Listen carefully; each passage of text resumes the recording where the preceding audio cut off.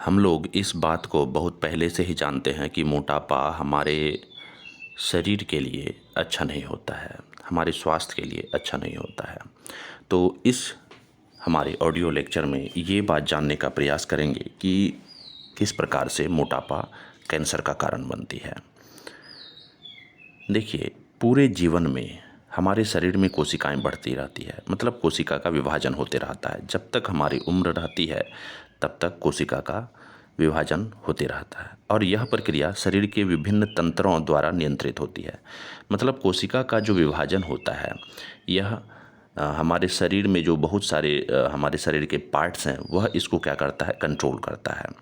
या सीधा ऐसा कहें कि कोशिका के अंदर में जो न्यूक्लियस होता है वह कोशिका के विभाजन को कंट्रोल करती है। यह ऊतकों को स्वस्थ रखने और बढ़ने की अनुमति देता है। कोशिका के ही कारण हमारे शरीर में ऊतक बनते हैं। प्रत्येक कोशिका का डीएनए प्रत्येक कोशिका विभाजन से पहले अपना कॉपी बना लेता है और विभिन्न कारणों से इसके क्षतिग्रस्त होने का खतरा होता है। यानी कि देखिए, हमारा जो कोशिका है, इस कोशिका विभाजन से पहले कोशिका के अंदर में, सेल के अंदर में डीएनए का विभाजन होता है और बहुत सारे केमिकल रिएक्शंस हमारे शरीर के अंदर में होते हैं, या बोल दें बहुत सारे फंक्शंस ऐसे परफॉर्म किए जाते हैं जिससे इस कोशिका के अंदर में जो डीएनए है वो क्षतिग्रस्त हो जाता है, मतलब टूट जाता है बहुत सारे कारणों से। अब देखिए, होता क्या है कि ये डीएनए, क्षतिग्रस्त डीएनए अगर किसी पेरेंट बॉडी से, मतलब माता पिता के बॉडी से बच्चे की बॉडी में चले जाता है तो यह खतरा उत्पन्न करता है कैंसर का। स्वास्थ्य में क्षतिग्रस्त डीएनए वाली कोशिकाओं को एपोप्टोसिस नामक प्रक्रिया के माध्यम से क्षतिग्रस्त डीएनए की मरम्मत की जाती है या उसे नष्ट कर दिया जाता है ताकि क्षतिग्रस्त डीएनए अगली पीढ़ी में ना जाए। तो जैसा कि मैंने अभी बताया कि ये जो क्षतिग्रस्त डीएनए है, मतलब ये समझ लीजिए ब्रेक हो गया है, डीएनए टूट गया है। अब ये टूटा हुआ डीएनए माता पिता के शरीर से बच्चे के शरीर में ना जाए, इसको क्या किया जाता है, हमारे शरीर में या माता पिता के शरीर में एक प्रोसेस है जिसको कि कहते हैं एपोप्टोसिस। इस प्रक्रिया द्वारा वो क्षतिग्रस्त डीएनए का या तो मरम्मत कर दिया जाता है या तो उसे पूरी तरीके से समाप्त ही कर दिया जाता है। कभी कभी कोशिकाओं का यह सुरक्षात्मक तंत्र विफल हो जाता है किसी कारण से। ये जो हमारा जो नष्ट हुआ कोशिका है, इसको खत्म करने में हमारी जो शरीर है वो सक्षम नहीं हो पाता है। इससे इस क्षतिग्रस्त डीएनए का संचय होता है जो लंबे समय में कैंसर का कारण बन सकता है। बहुत कम व्यक्ति ऐसे हैं जिनमें अपने माता पिता से आनुवंशिक उत्परिवर्तन जाते हैं और ये छोटा सा हिस्सा कैंसर का विकास का जोखिम बढ़ा देता है। इसी तरह यदि व्यक्ति रसायनों और औद्योगिक प्रदूषकों जैसे कुछ कैंसर पैदा करने वाले एजेंटों के संपर्क में है तो उनकी कोशिकाएं डीएनए क्षति और उनके परिणाम से खुद को प्रभावित ढंग से बचाने में सक्षम नहीं हो सकती है।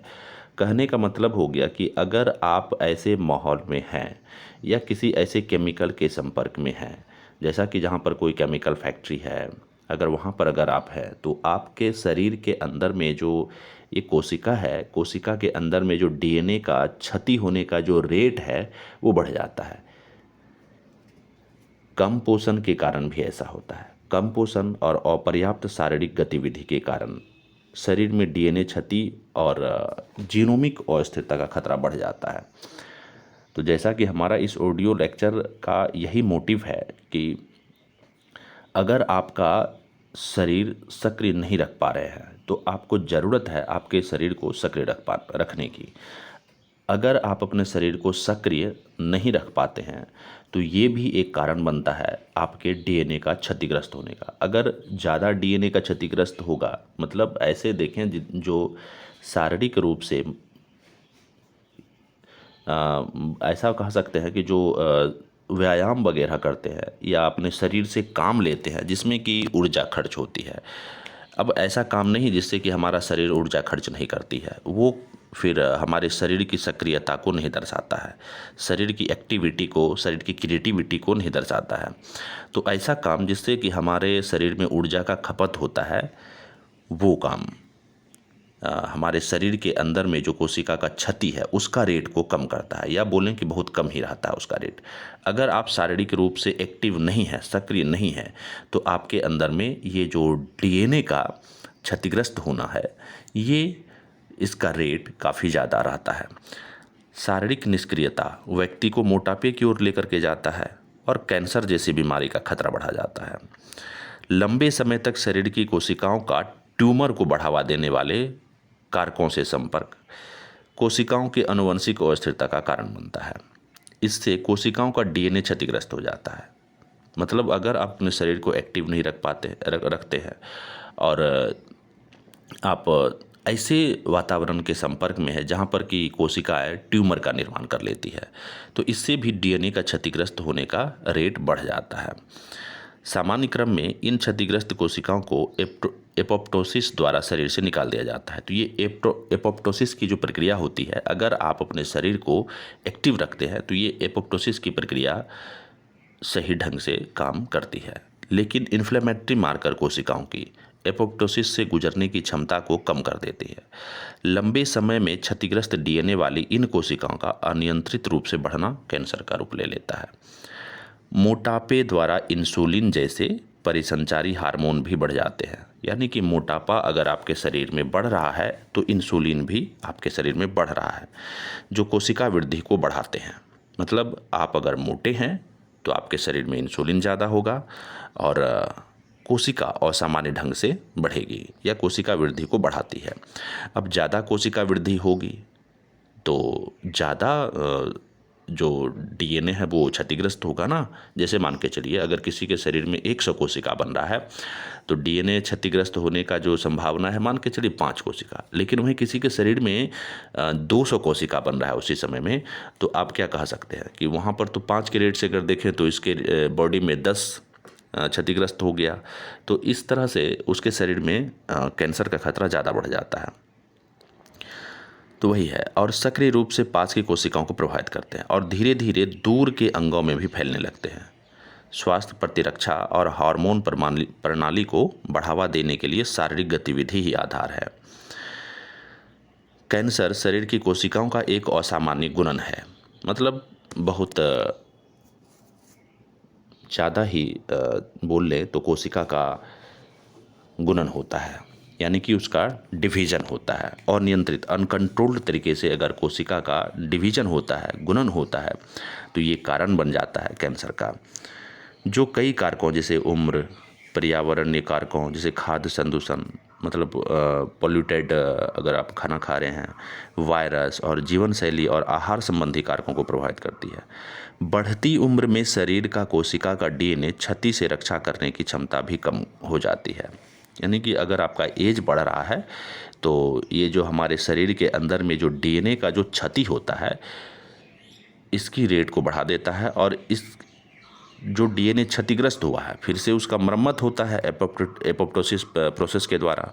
लेकिन जब आप बूढ़े होने लगते हैं तो ये प्रक्रिया आपके बॉडी के अंदर में धीरे धीरे कम होने लगती है। मतलब डीएनए का क्षतिग्रस्त तो हुआ लेकिन उसका मरम्मत नहीं हो पाता है। कैंसर के खतरे को कैसे कम करती है शारीरिक गतिविधि?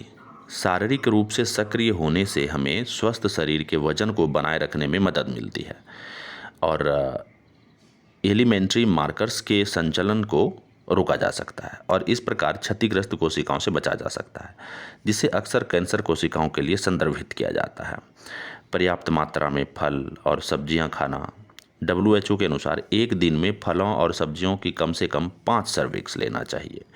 तो स्वस्थ शरीर को के वजन को बनाए रखने में ये फल और हमारी जो हरी साग सब्जियां हैं ये काफ़ी भूमिका निभाती है और शरीर में सूक्ष्म पोषक तत्व और फाइटोकेमिकल्स भी प्रदान करता है, जो कि ज्ञात कैंसर विरोधी कारक है। मतलब ये जो फाइटोकेमिकल्स है या जो सूक्ष्म पोषक तत्व है ये हमारे शरीर में कैंसर के कोशिकाओं को बहुत ज़्यादा ही नियंत्रित करती है। वे विटामिन सी और ई के भी समृद्ध होते हैं, जिनमें कैंसर विरोधी प्रभाव होते हैं। अब कितनी शारीरिक गतिविधि की जाए?